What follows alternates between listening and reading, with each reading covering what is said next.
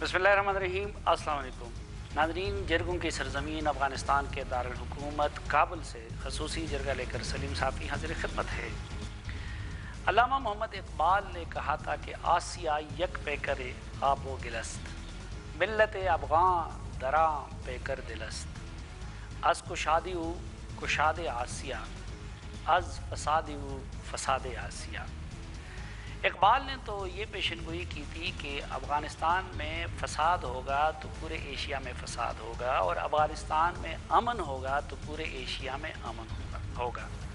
لیکن نہ صرف یہ کہ ایشیا کے بارے میں اور افغانستان کے بارے میں اقبال کی یہ پیشن گوئی حرف بحرف درست ثابت ہوئی ہے، بلکہ وقت نے ثابت کر دیا کہ افغانستان میں بھڑکنے والے آگ کے شعلے نیو یارک اور واشنگٹن تک بھی جا سکتے ہیں.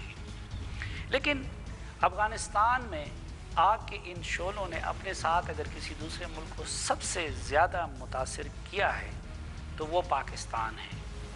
اور گزشتہ کئی سالوں سے پاکستان کی سیکیورٹی فورسز بھی دہشت گردوں کے خلاف اسی طرح لڑ رہی ہے جس طرح کہ افغانستان کے عوام اور افغانستان کی حکومتیں ایک عرصہ سے دہشت گردوں کے خلاف لڑ رہی ہیں. ناظرین، یہ میز جس کے سامنے اس وقت میں کھڑا ہوں اور یہ کرسی، یہ انتہائی تاریخی اہمیت کے حامل ہیں. یہ افغانستان کے سابق حکمران اور رولر غازی امان اللہ خان کے زیر استعمال رہا کرتے تھے. یقیناً افغانستان کی ایک وہ تاریخ بھی رہی ہے جب یہاں کے لوگوں نے پورے خطے پہ رول کیا تھا، اور آج ایک ایسا وقت بھی بدقسمتی سے آ گیا ہے کہ افغانستان خطے اور دنیا کی تمام بڑی طاقتوں کی پراکسی وارز کا مرکز بن گیا ہے. اس کرسی اور اس میز کے امین آج جناب ڈاکٹر محمد اشرف غنی صاحب بن گئے ہیں، جو گزشتہ انتخابات میں افغانستان کے منتخب صدر نامزد ہوئے. آج میں کابل میں ان کی خدمت میں حاضر ہوا ہوں اور ان سے یہ جاننے کی کوشش کروں گا کہ اس وقت ان کو پاکستان سے کیا شکایات ہیں، اور یہ کہ پاکستان کے جو شکایات ہیں ان کو جناب ڈاکٹر اشرف غنی صاحب کس طرح رسپونڈ کرتے ہیں. اور سب سے بڑھ کے میں یہ سوال ان کے پاس لا رہا ہوں کہ کیا دوستی کا، محبت کا، تعاون کا وہ باب دوبارہ کھل سکتا ہے یا نہیں، اور اگر کھل سکتا ہے تو اس کے لیے پاکستان کو کیا کرنا ہوگا اور افغانستان کو کیا کرنا ہوگا. آئیے ناظرین، جناب ڈاکٹر اشرف غنی صاحب سے گفتگو کا آغاز کرتے ہیں.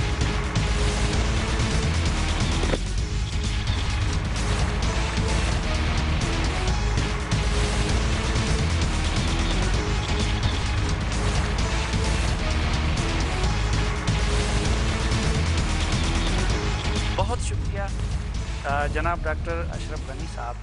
Mr. President, some days back in Warsaw, once again the world community and the NATO pledged the support of Afghan government.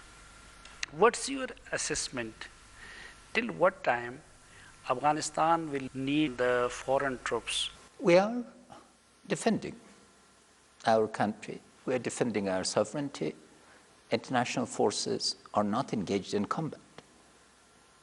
This was unthinkable if you look into a lot of regional commentators and international commentators. They thought we didn't have a prayer, that the Afghan army was made of puff. But the Afghan army is real. The Afghan security forces are real. This year alone, 3 intensive waves of battle have been launched against us. We've crushed them. Why is there war? And why are international troops still in non-combat roles here? Because our overtures for peace, our entire program for peace, our outreach for peace was not accepted. Had my sincere efforts that you referred to with Pakistani leaders, civil and military, had been accepted, Afghanistan would not have had to fight when we would have not needed international troops. But They were wrong assumptions. I think we've shown them that the international community, the assumption was that the international community is tired, it's exhausted, it's overextended. Afghanistan will not be a priority. I hope it's been proven beyond doubt in Warsaw that the consensus on Afghanistan is unprecedented. Why is there a consensus? Because we're doing our part, and the problem is not confined. This is not a civil war. The networks of international terror, the support that they draw, require international cooperation. We will be, with every day, our security forces are becoming stronger, but we need international support because the war is both regional and international.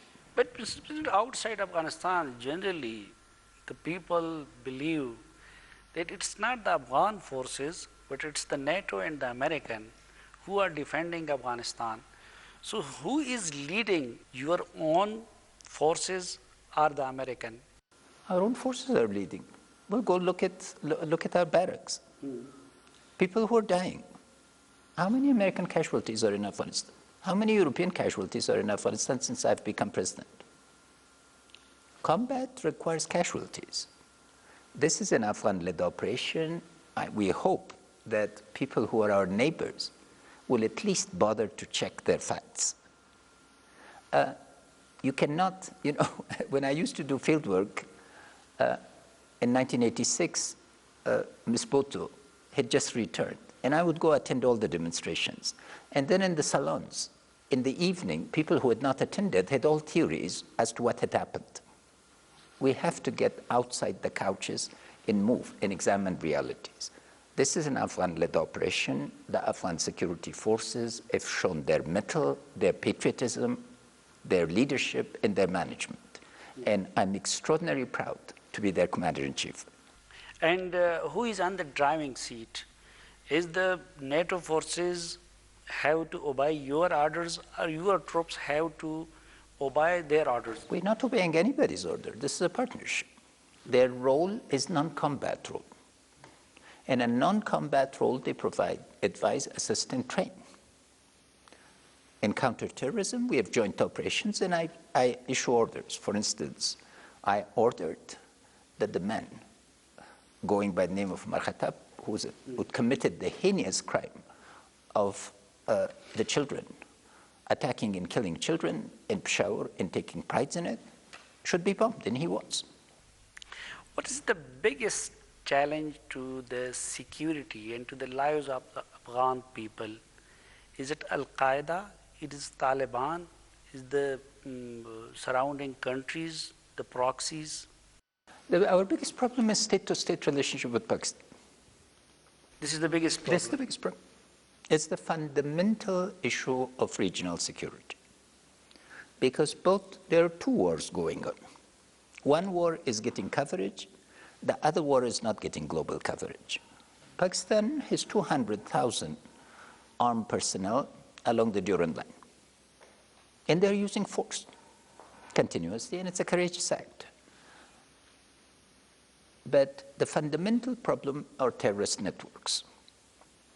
But because we have not reached state-to-state coordination, we are facing fundamental issues. Sovereign equality between states, an agreement to international rules of the game defining relations between the states is key to regional stability. That has been my message. This has continued my message. We need to arrive at common understanding. The quadrilateral process brought this to a very organized framework, and we hope that we can move back towards implementation of that. Do you think that this state-to-state relations problems with Pakistan, this is biggest problem than Taliban, Al-Qaeda, and other terrorists? Absolutely. Those are threats. This is a fundamental solution because there's sanctuary.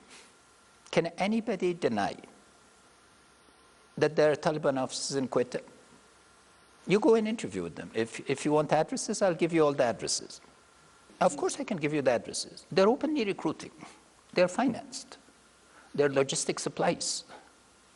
And sanctuary is against international rules.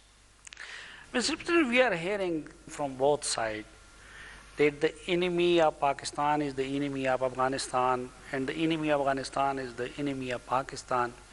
Similarly, in Pakistan, our rulers, they are repeating this sentence again and again, that we have the same fate, we have the same interest, we have the same concerns. Then the question is, why we are not reaching to a joint strategy to fight this menace of terrorism, in poverty? Well, first of all, look at the potential. Cooperation between us, solid state-to-state relationship, people-to-people relationship. We have a very long history, and there are enormous set of ties.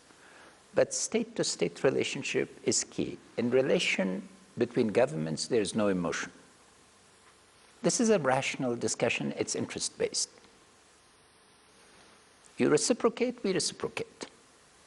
There's no... Afghanistan is part of no one's strategic debt. It is never going to be anyone's dependency. Whoever has tried this has failed.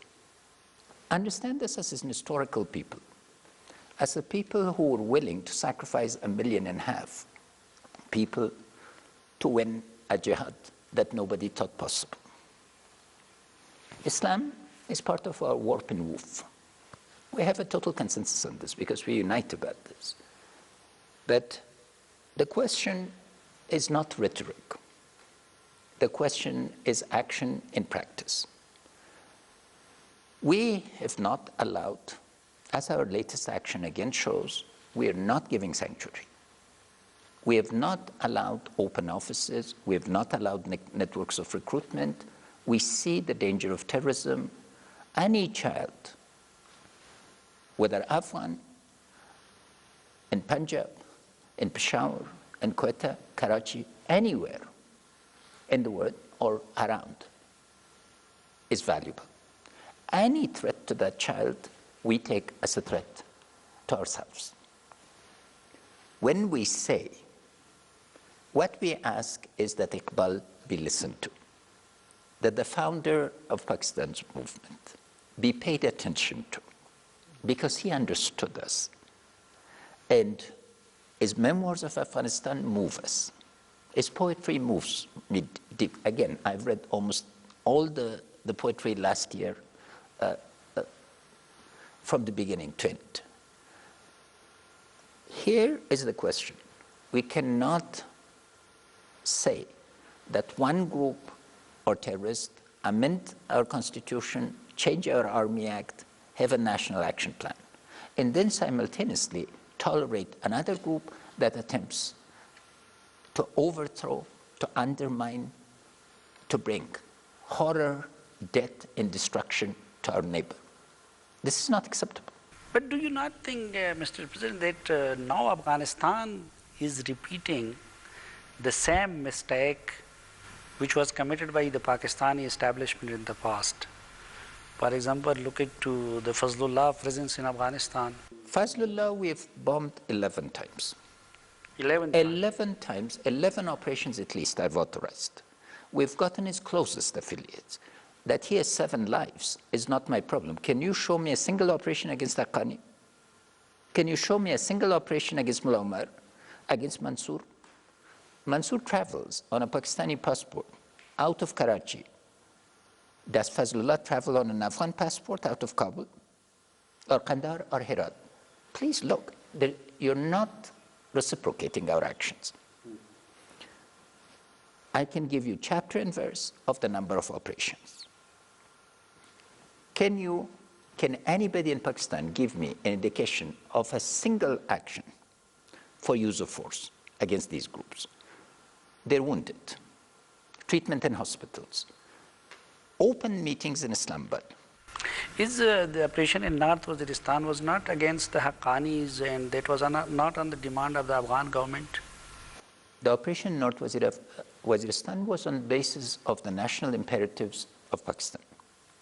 The threat became large. You've covered it. General Rail Sharif made a courageous decision to use it, but the consequence of this was that a series of terrorist groups like beehives, changed their places, increased the threats to us.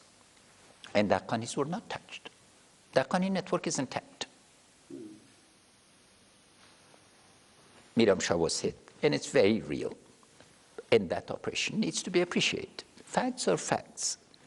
But we will accept any credible third-party verification. And our proposals are always constructive, Safi said. We say, if we agree the threat to Pakistan is threat to Afghanistan, and threat to Afghanistan is a threat to Pakistan, let's arrive at a systematic framework and have it verified.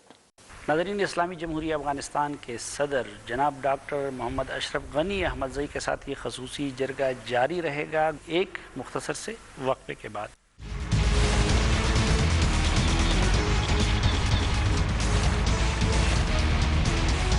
एक बार फिर खुशामदेद आपको इस special जरगे में। आज का ये special जरगा हम लेके आ रहे हैं आपके सामने काबुल के कसर या ईवान सदर से, और हमारे साथ तशरीफ़ फरमा हैं इस्लामी जमहूरिया अफ़गानिस्तान के सदर डॉक्टर मोहम्मद अशरफ गनी अहमदज़ई साहब। Mr. President, the Pakistani government and particularly the Pakistani establishment, they are concerned about the presence and the activities of the Indian RAW on the Pakistani border, and they claim that they have so many evidence of use of in Afghanistan by the RAW against Pakistan. So did you address that concern of the Pakistan? Look, I've had meetings with General El Sharif, with the head of ISI, with Prime Minister Sharif, and with others. Not a scrap of evidence has been presented to me. And Afghan policy is continuous. We will not permit our country to be used for destabilization of any other country, particularly the neighborhood. 2, we will not sponsor terrorist groups as an instrument of policy. We will not use state organizations as non-state actors.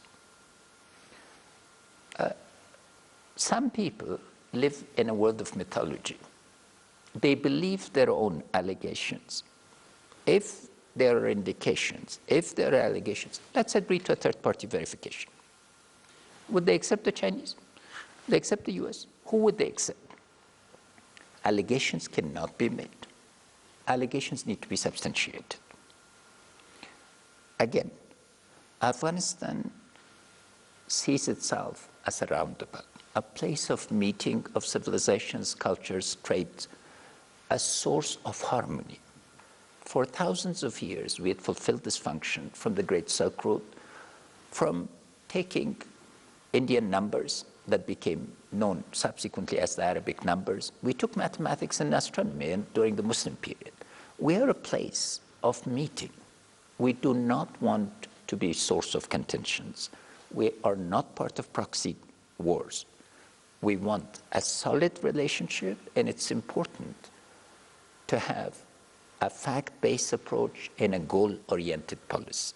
Our policy is good neighborliness, cooperation, linking Central Asia to South Asia, and despite any tension, our economic cooperation. We are working on TAPI, we're working on the transmission line from Turkmenistan, we're working on Kasa, the transmission line. We have not slowed down, but as a landlocked country, we have rights to transit, and transit needs to be.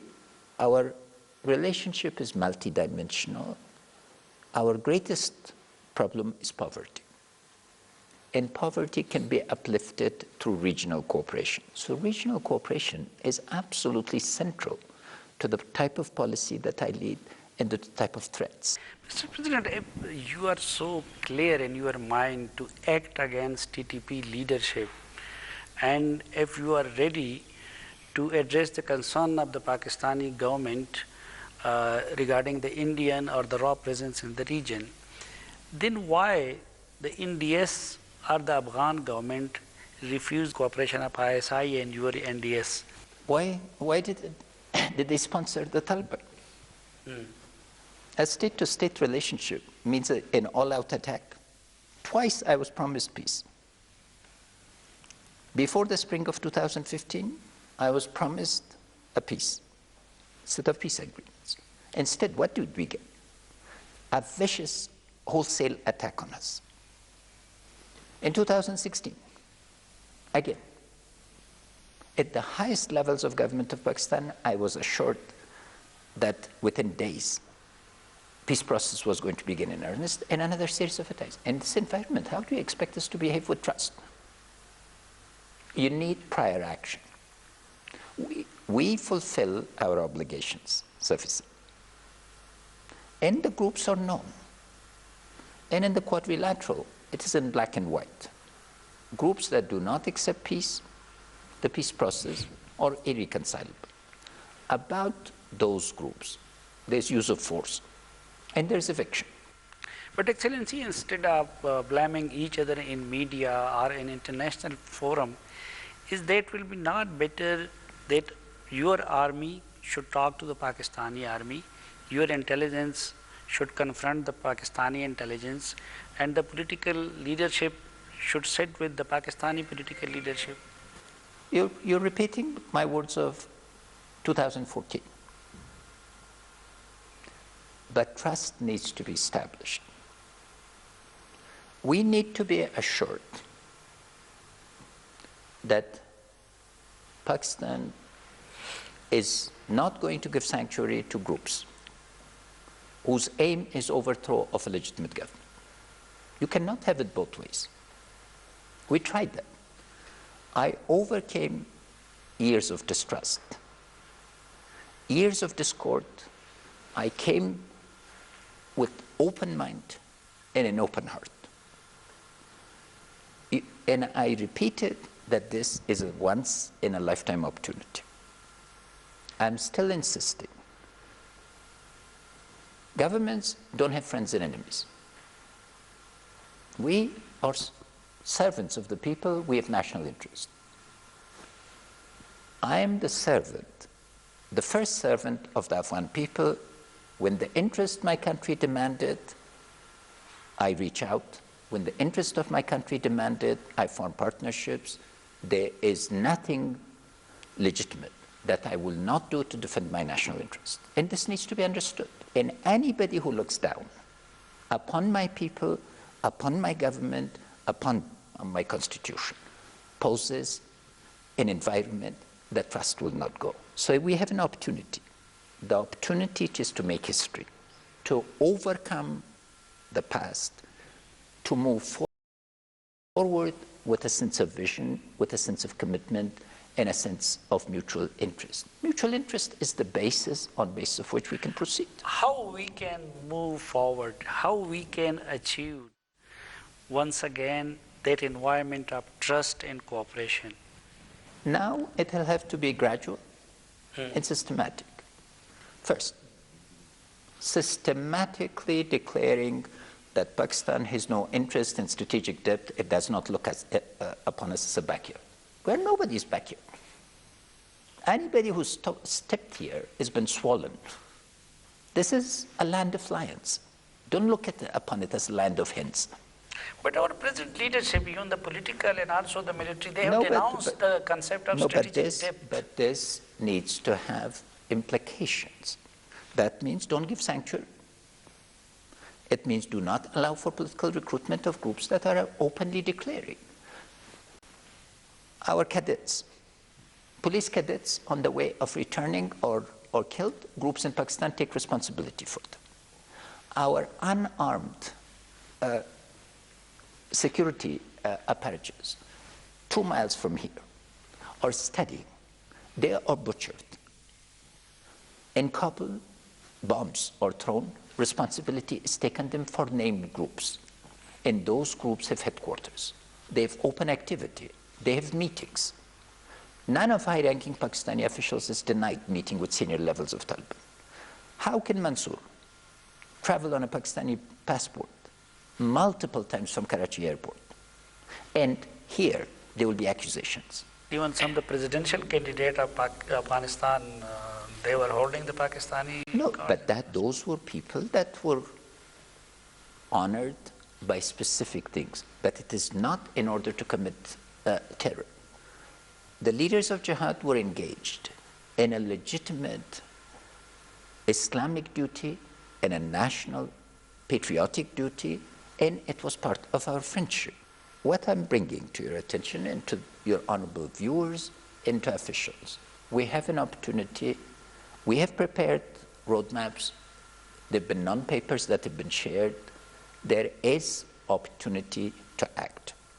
And I hope that illusions that the government of Afghanistan will collapse, that the Afghan army will collapse, that international forces will abandon us, that we will run out of resources or will or determination.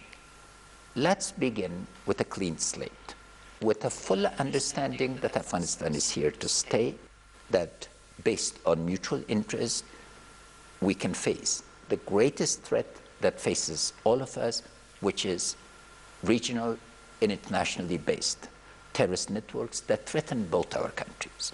That is the threat, and the key to the solution is our cooperation. In that cooperation, we're willing to engage systematically and wholeheartedly, but based on the principle, trust but verify. What should be the step 1, step 2, step 3 from the Pakistani side? Step 1, go after declared terrorist groups. Okay. Clear. If you don't take action on them, we don't believe. Step 2? Step 2, act on the quadrilateral process regarding reconcilables and irreconcilables, so that peace can begin, and those. 3, those who reject peace should be evicted from Pakistan. And what the Afghan side will reciprocate? Afghan side will cooperate with counterterrorism. The threat of terrorism is the two sides of the line.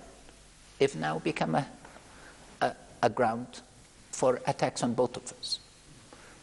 Threat of terrorism in Pakistan cannot be contained without full regional and global cooperation. We will engage in full cooperation across the board.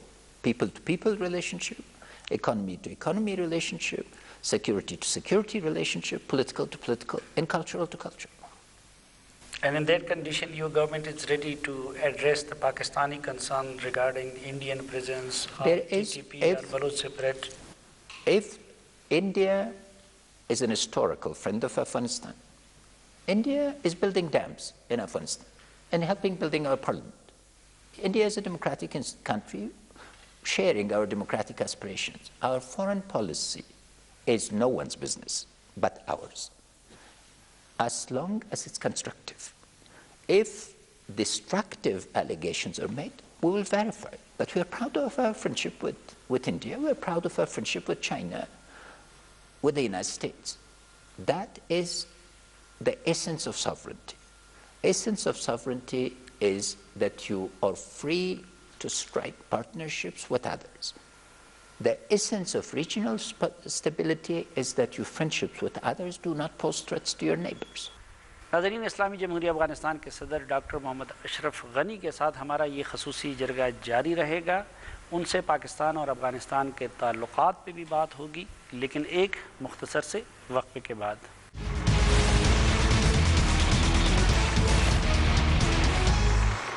एक बार फिर खुशामदीद आपको जिरगे में। आज का जिरगा हम लेके आ रहे हैं आपके पास अफ़गानिस्तान के क़स्र या ईवान सदर से, और हमारे साथ तशरीफ़ फरमा हैं इस्लामी जमहूरिया अफ़गानिस्तान के सदर जनाब doctor Mohammad Ashraf Ghani.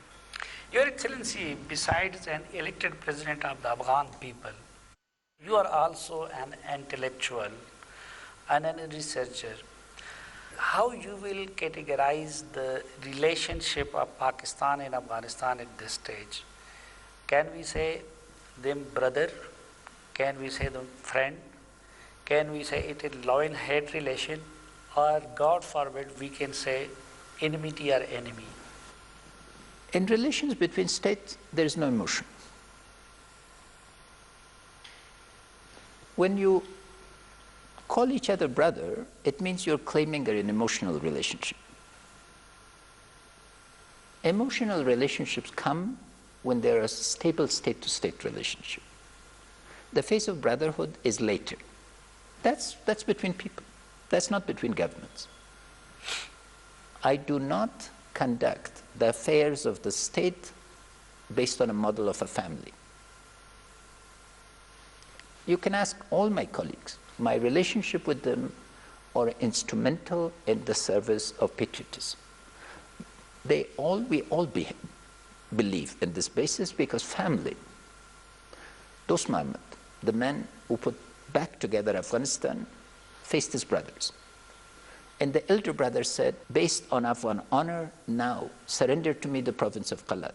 He said, in the affairs of the state, there's no family relationship. That was one of my predecessors, known as the Great Emir. So our relationship are clear. Clarity in our relationship has been established. Now we need to act to bring about understanding and trust. There's been an undeclared war against us. In this, I articulated both to Pakistani government, to the Pakistani security forces, to the media, to parliament. No one questioned that. The undeclared war must end.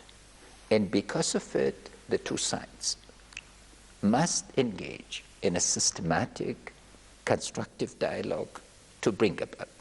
What's the danger?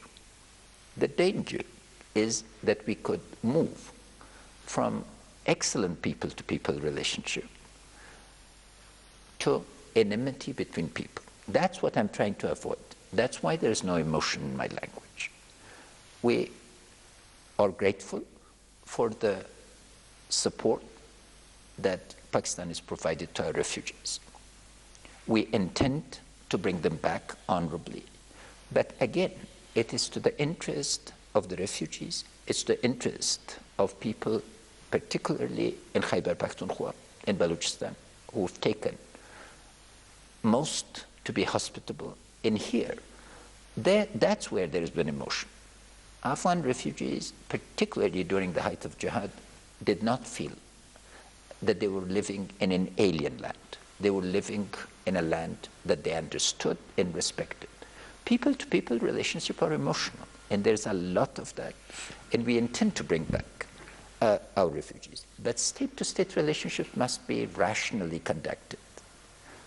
It is based on the principle of interest, and it's based on the principle of reciprocity. When positive actions are shown to us, we move. When negative actions take place, it slows down, but the basic point remains. Afghanistan and Pakistan, like any two neighbors with very long histories, are joined at the hip. We must work together to solve our common problems, not face each other as opponents, because the winner will be terrorism. The Pakistani officials are giving the excuse that we cannot recognize Taliban or we cannot go against them because they are using the refugee camps and they are active in shape of the common refugees. So why the Afghan government is not bringing back its own citizens? Well, two very interesting comments you made. First is an admission that they've actually been sponsoring Taliban. So you in effect said that. The Pakistani officials are saying that they're sponsoring Taliban because they're afraid of refugee reaction. This is an enormous admission, thank you. But at the same time, they're saying when we'll go against them. No, I'm saying is that, but now the problem has been put. They've never put this to me with this clarity. If it were put with this clarity, we will solve the problem jointly. But let them at least not say this to you, but not tell me. Because this is important. Second, 5 million refugees returned in the last 14 years, Safi said.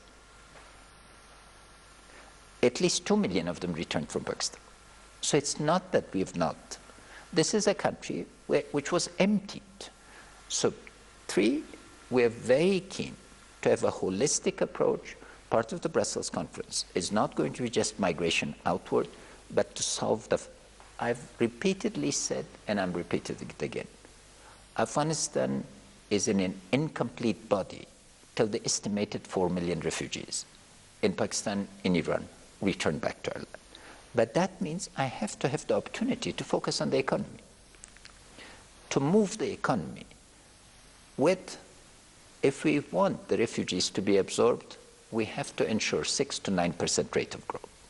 I'm absolutely keen to do this, but regional cooperation will cut this process, because all studies have shown once you go from conflict to peace, the neighbors alone benefit from 1 to 2%, save the country. So it's in our mutual interest. If the question of refugees in their reactions is of concern, and this would be legitimate, we can arrange, as part of our discussions, a systematic attempt to repatriate our refugees. Mr. President, although they are challenging the Afghan government, but at the same time the Taliban are the Afghans. So why your government is not going to talk directly to Taliban? Because now their representatives in Qatar, you can contact them, you can talk them. So why Afghan itself are giving opportunity to third forces to come and to intervene? Well, several things. When we talked during President Karzai's time, weren't the same people arrested? Why was Mullah Baradar arrested? Because he was talking to the Afghans. We needed to make sure, Safi said, this is a multidimensional conflict.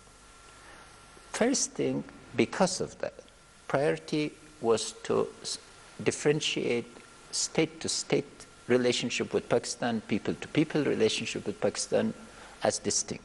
We need first peace between the two countries. As long as a proxy war is being launched from Pakistan, and as you just said, for whatever set of reasons, they tolerate it or accept it or encourage it, then we have a state-to-state problem.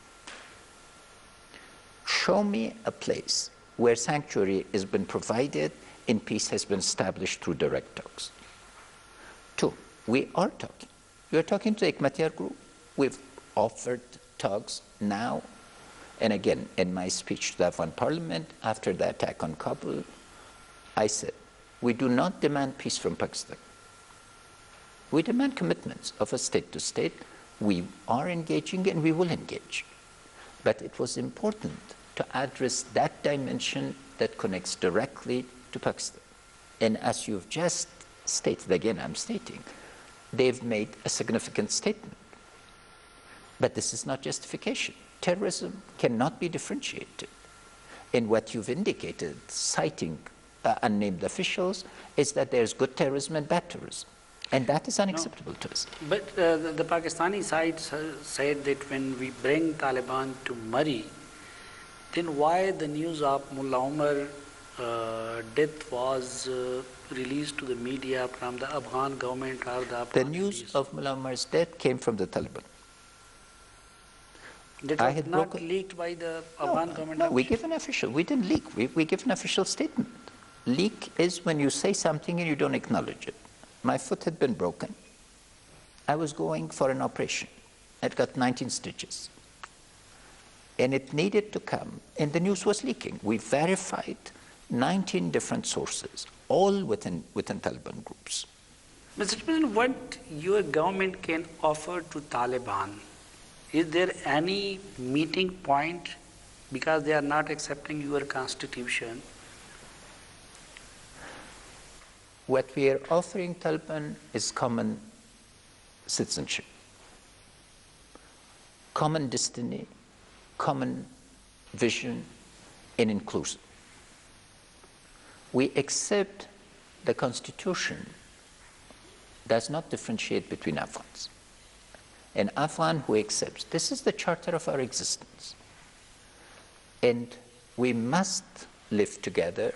We are offering that, and the details of what divide us are subject of peace talks. We did not put preconditions. I've looked at more than 100 peace agreements. I wrote a long article of it, days when I had time to write articles. And based on that, I drew lessons, and one of the key lessons was that we should show our sincerity. We have shown our sincerity and our commitment.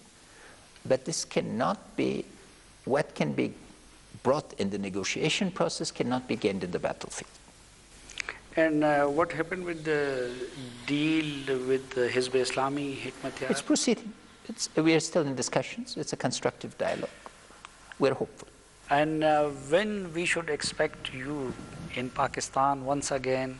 When Pakistani leaders come with clarity regarding the relationships and the key questions that we have, last time I was there, reciprocity now is that the leadership of Pakistan comes here. I called Prime Minister Sharif, wished him well, and informed him that we had eliminated the heinous criminal. Our Prime Minister has suggested us to heart surgery. Now he has a new heart. So why you are not inviting him for these talks to Kabul? We've always, the door is invited. I called the Prime Minister before he went to the operation, and I've just called him again. And you are inviting him to visit Kabul? Of course. We're delighted to have the Prime Minister. Thank you very much. Thank you, Safi. Manana. शुक्रिया वो आपसे बहुत शुक्रिया Thank you, sir.